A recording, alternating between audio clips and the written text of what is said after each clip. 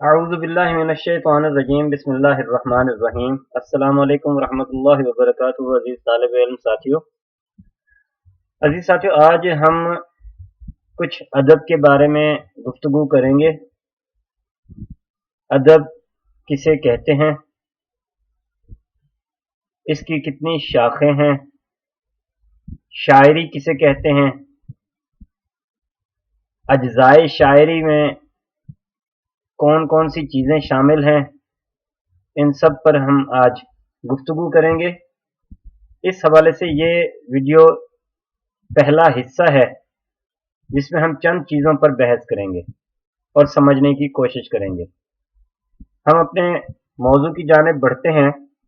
ہمارا موضوع ہے اجزائے شاعری۔ اس حوالے سے سب سے پہلے سمجھ لیجئے کہ ادب کسے کہا جاتا ہے۔ عزیز ساتھیو، ادب جسے انگریزی میں لٹریچر کہتے ہیں، اردو میں ادب دو معنوں میں استعمال کیا جاتا ہے۔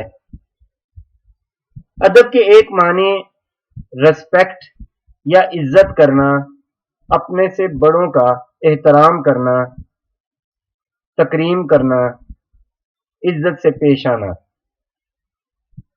ادب کے ایک معنی تو یہ ہے کسی دوسرے کا احترام اور عزت کرنا، جبکہ ادب دوسرے معنوں میں لٹریچر کہا جاتا ہے، اور لٹریچر کی باقاعدہ تعریف جو کی گئی ہے وہ یہ ہے کہ انسانی جذبات، احساسات اور مشاہدات کے تحریری اظہار کا نام ادب ہے۔ یعنی انسان جو کچھ سوچتا ہے، محسوس کرتا ہے، جو مشاہدہ کرتا ہے، یہ سارے مشاہدات، احساسات، یہ اگر تحریری صورت میں قلم بند کر لیے جائیں تو یہ ادب کہلائیں گے۔ ہم جتنی بھی تحریریں دیکھتے ہیں، چاہے وہ نثر میں ہوں یا شاعری میں ہوں، یہ ادب کا ہی حصہ کہلاتی ہیں۔ ادب کی دو شاخیں ہیں۔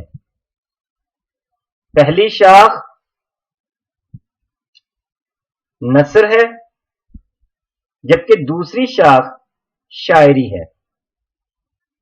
نثر جس کا مطلب ہے بکھری ہوئی تحریر، الفاظ جس میں پریشاں ہوں، یا ہم یوں بھی کہہ سکتے ہیں کہ خوبصورت الفاظ کی ایک ترتیب چاہے کسی بھی حوالے سے ہو، وہ نثر کہلاتی ہے۔ نثر۔ اسی طرح شاعری، اس کی باقاعدہ تعریف تو ہم یوں کر سکتے ہیں کہ خوبصورت الفاظ کی خوبصورت ترتیب، یعنی الفاظ بھی خوبصورت ہوں اور ترتیب بھی خوبصورت ہو، یہ دونوں چیزیں مل کر شاعری کو وجود میں لاتی ہیں۔ تو امید ہے کہ آپ سمجھ چکے ہوں گے کہ ادب کی دو شاخیں ہیں، ایک شاخ ہے نثر اور دوسری ہے نظم یعنی شاعری۔ نثر میں آپ دیکھتے ہیں مضامین، ڈرامے، افسانے، ناول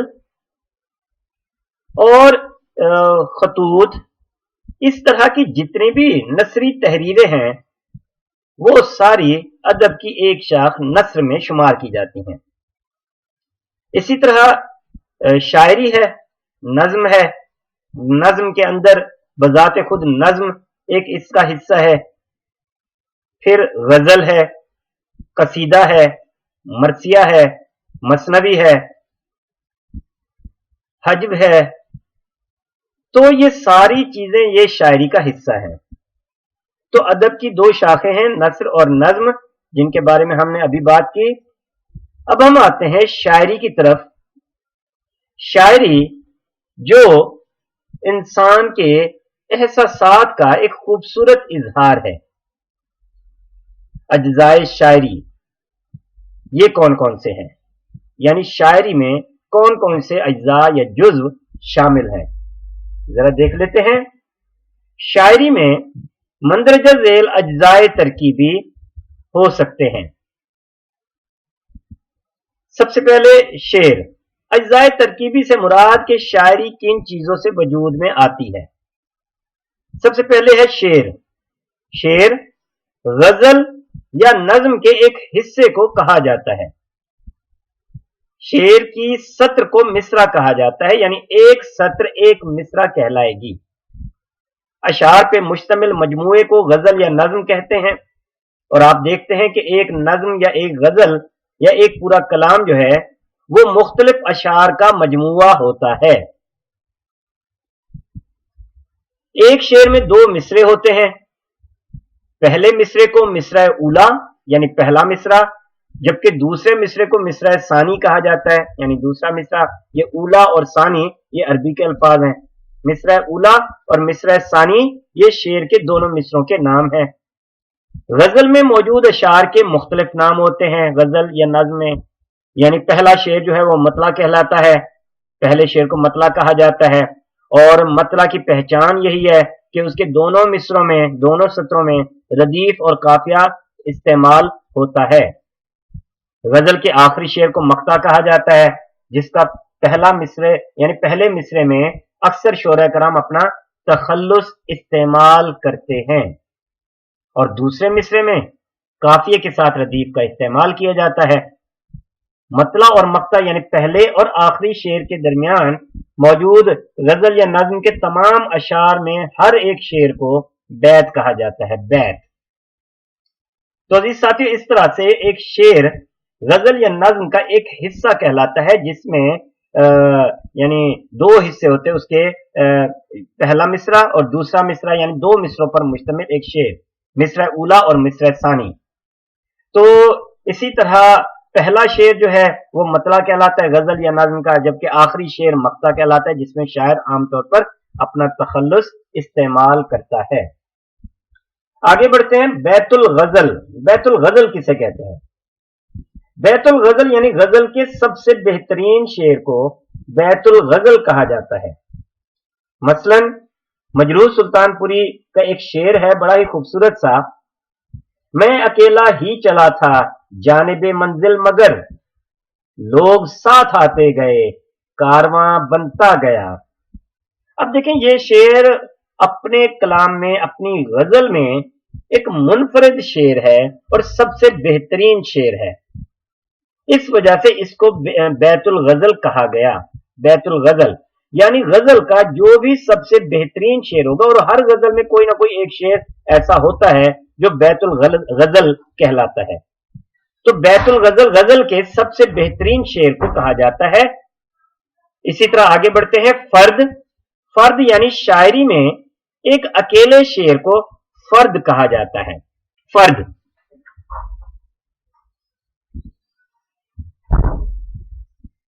देखिए, फर्द जो है अब अकेले शख्स को भी कहा जाता है, जैसे इंडिविजुअल है अंग्रेजी में अकेला।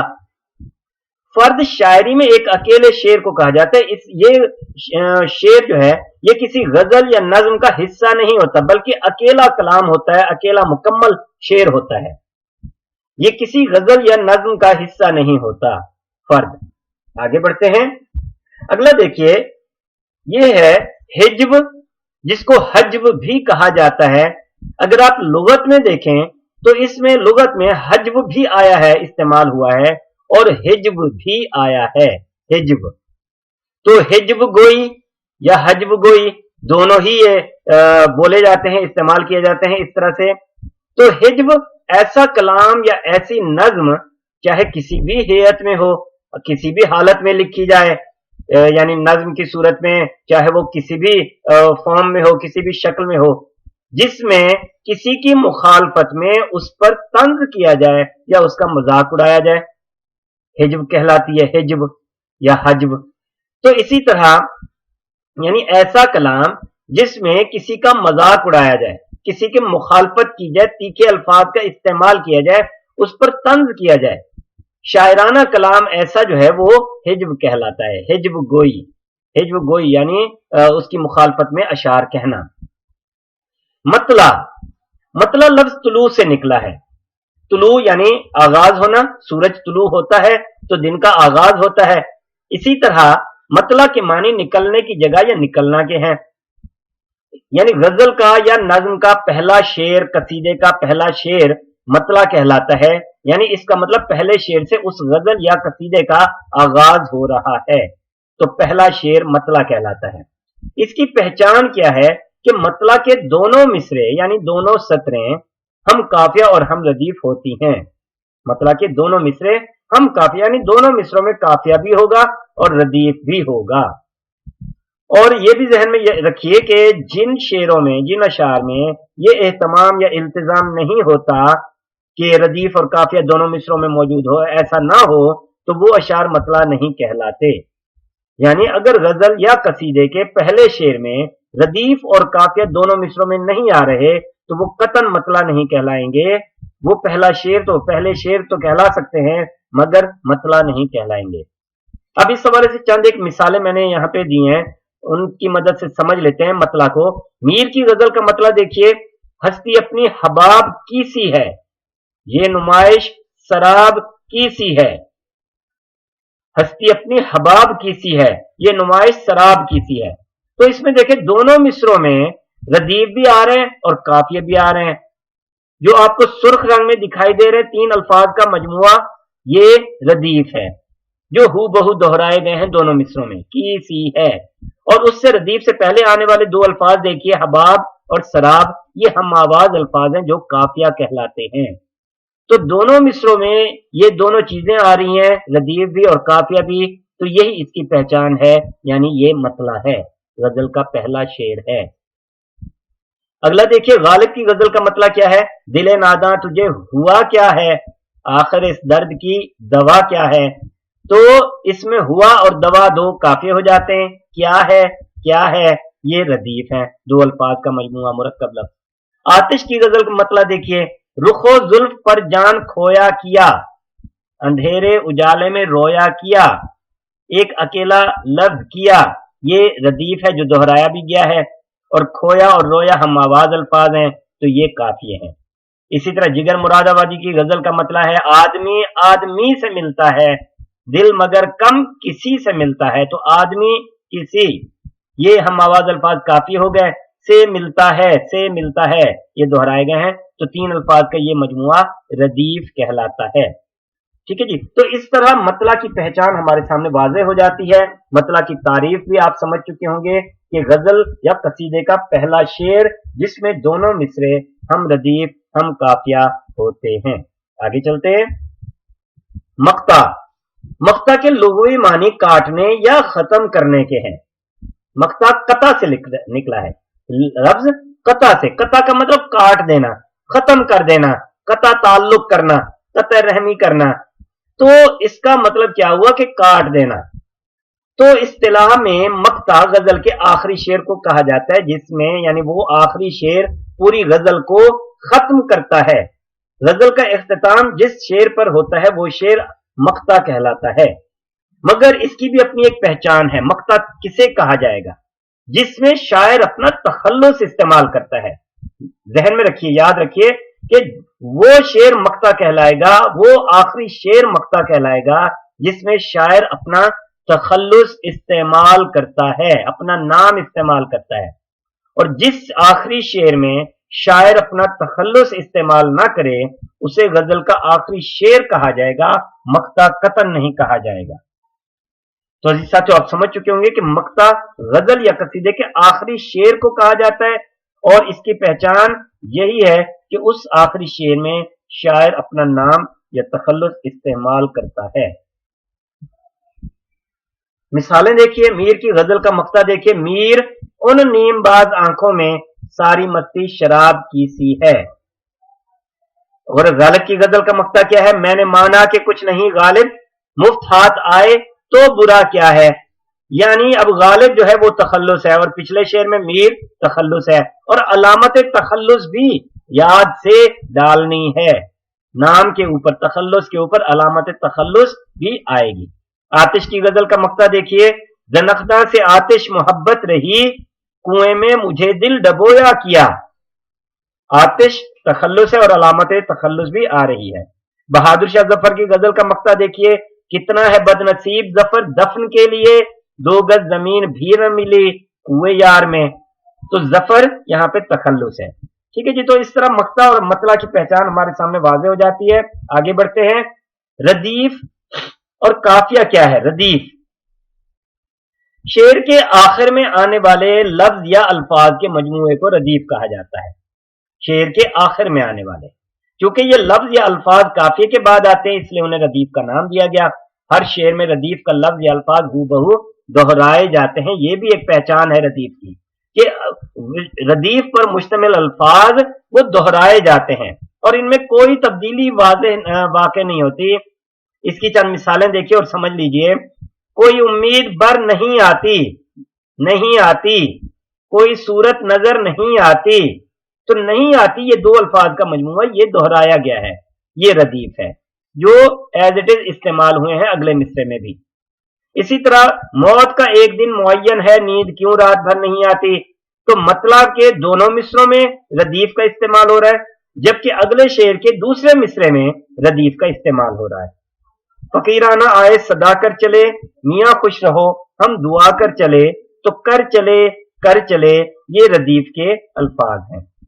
तो इन अशार में अल्फाज नहीं आती और कर चले रदीफ की मिसालें हैं और बगैर किसी तब्दीली की ये अल्फाज हर शेर में दोहराए गए हैं। आगे चलते हैं। काफिया, काफिया किसे कहते हैं? शेर के आखिर में आने वाले हम आवाज अल्फाज को काफिया कहा जाता है। हम आवाज अल्फाज को, हर शेर में काफिया तब्दील होता है, ताहम उनकी सौत यानी आवाज एक जैसी रहती है। सौत अरबी का लफ्ज है जिसका मतलब है आवाज। तो सौत यानी आवाज एक जैसी रहती है। काफिया की जमा कवाफी है। तो इसको यूं समझ लेते हैं अशार से। दिले नादा तुझे हुआ क्या है, आखिर इस दर्द की दवा क्या है। हम हैं मुश्ताक और वो बेजार, या इलाही ये माजरा क्या है। जान तुम पर निसार करता हूं, मैं नहीं जानता दुआ क्या है। हुआ, दवा, माजरा, दुआ, ये काफिये हैं, हम आवाज अल्फाज हैं। इसी तरह आगे देखिए काफी की मजीद मिसालें। हस्ती अपनी हबाब की सी है, ये नुमाइश शराब की सी है। हबाब शराब, नाजुकी उसके लब की क्या कहिए, पंखड़ी एक गुलाब की सी है। तो गुलाब, बार बार उसके दर पे जाता हूं, हालत अब इज़्तिराब की सी है। इज़्तिराब, हबाब, शराब, गुलाब। तो इन अशार में हुआ, दवा, माजरा, दुआ और हबाब, शराब, गुलाब, इज़्तिराब ये काफिये हैं। तो आसान है इनको समझना।